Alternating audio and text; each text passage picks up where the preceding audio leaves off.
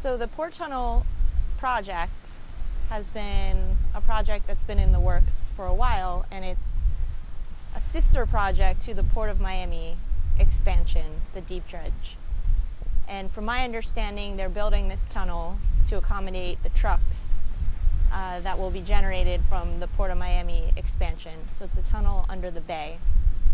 The way I found out about it was pretty recently. I received the draft permit that was issued by the Florida Department of Environmental Protection, and I read it. And that's really when a lot of alarm bells went off for me personally as a bay user and a stakeholder in its health and survival. So do you think they were kind of trying to keep this secret from environmentalists so they wouldn't get in their way?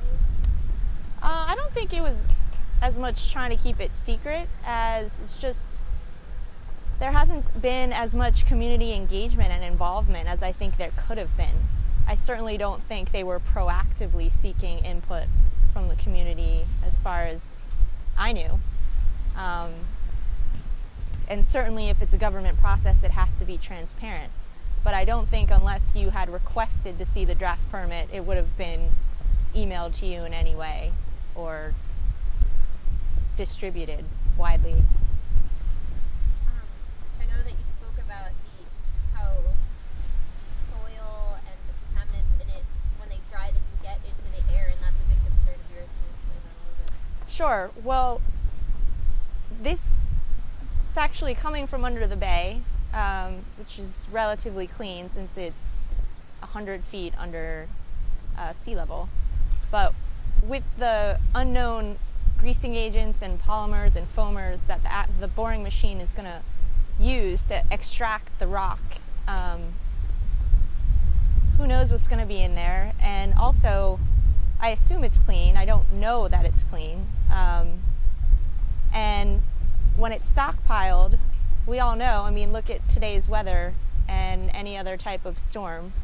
When something's wet, it stays kind of cohesive and down. But if it dries, who's to say that a wind couldn't blow spores that had generated or any type of dirt that contained chemicals anywhere, back in the water, to a neighboring street, neighborhood, onto cars that would carry it places. So that was a big concern.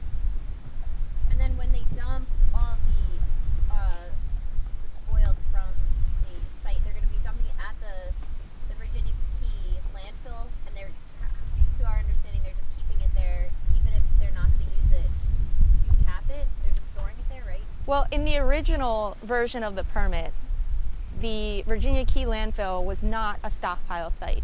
So there's two stages. One, it's 400,000 cubic yards of spoil.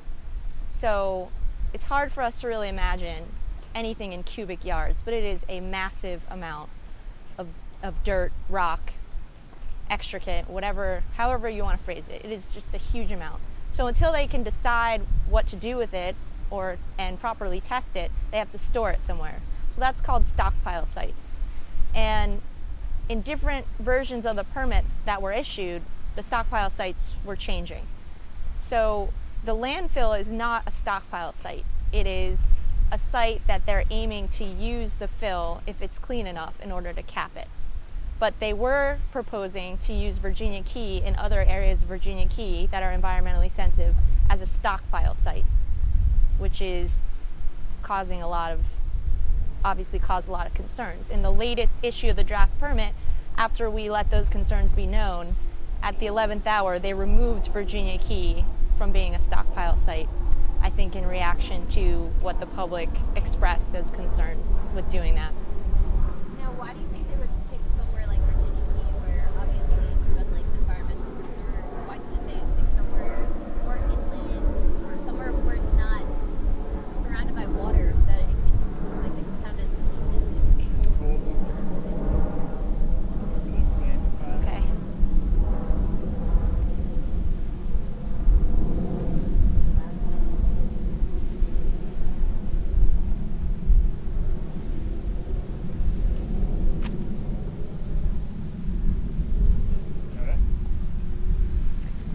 You ready? Okay. Well, that's a really interesting question. I think Virginia Key has long been abused and seen just because it's a wilderness area as a place for developers to take advantage of in some way. If it's not developed, why don't we develop it? If there's nothing there, why don't we store a bunch of dirt on it? Unfortunately, it does have a history of being treated not with the utmost care that it should. The other sites that were chosen are landfills. So there are other stockpile sites that are options. Obviously, Virginia Key was taken off the table as a stockpile site, so there were other options. And interestingly, Virginia Key in the draft permit, where it was still a stockpile, was supposed to have over half of the fill dropped there. So I can't really answer that question, but it has been a problem, not just with this specific project, but a history of that kind of decision making in the past.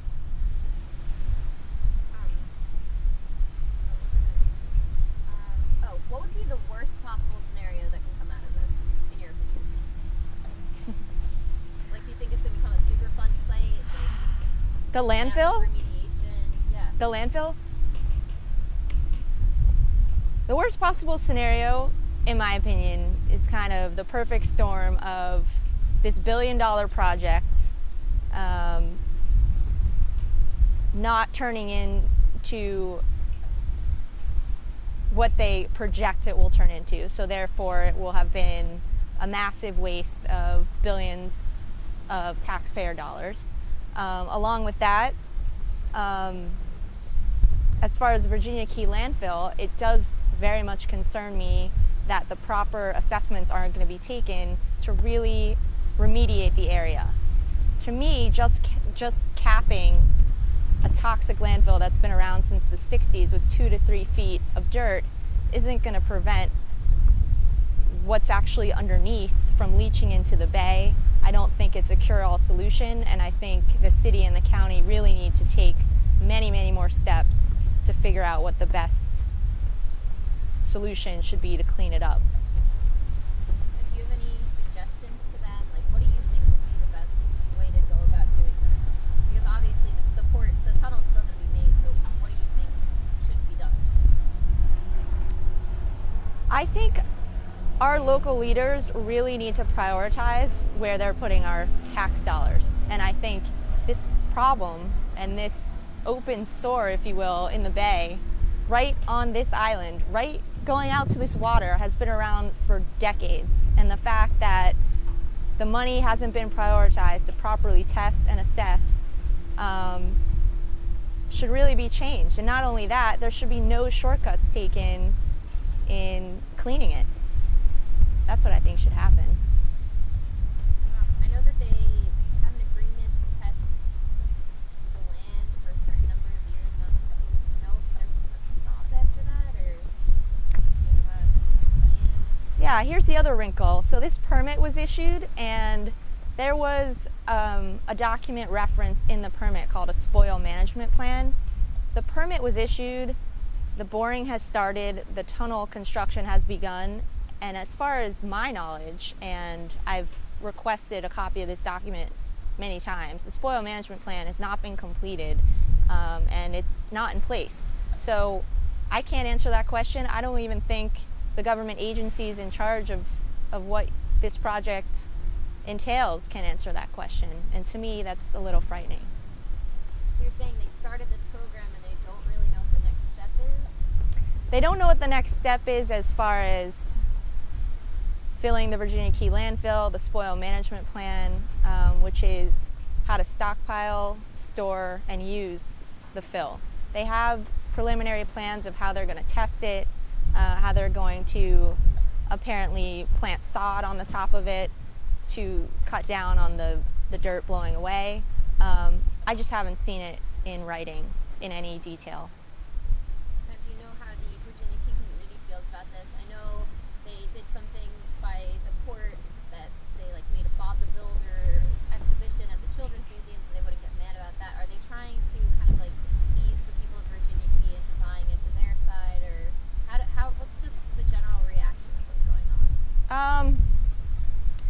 From my perspective, the general reaction was a little bit of a wake-up call. When we issued our letter of concern, they were issues that many people had never even heard about. People hear Port Tunnel, they don't really know what that means. They don't really know. So many Miamians I talk to don't even know there's a Virginia Key landfill. They don't even know that that exists. I would say people on Virginia Key were surprised and were worried, and rightfully so. Are they planning any kind of like protest against this, or is it just kind of going through the steps, the ranks of the government? Correct. I mean, the Virginia Key Beach Park Trust did invite the commissioner, not the commissioner, the contractor to come speak, as well as City of Miami officials who did and gave a presentation and asked them a lot of questions, which I think is really critical to this type of large-scale project. I mean, this might be one of the biggest projects ever to take place in Miami-Dade County, and the fact that the public hasn't been involved in every single step isn't the way it should be. I think there should be more transparency. I think everyone should understand what's going on, and I think especially stakeholders who live on Virginia Key, the Children's Museum and Parrot Jungle are the direct neighbors, and I can't speak for them, but we did send our letter of concern to them, and I haven't heard anything from them. So maybe they've worked out their own issues with them privately, and I'm not aware.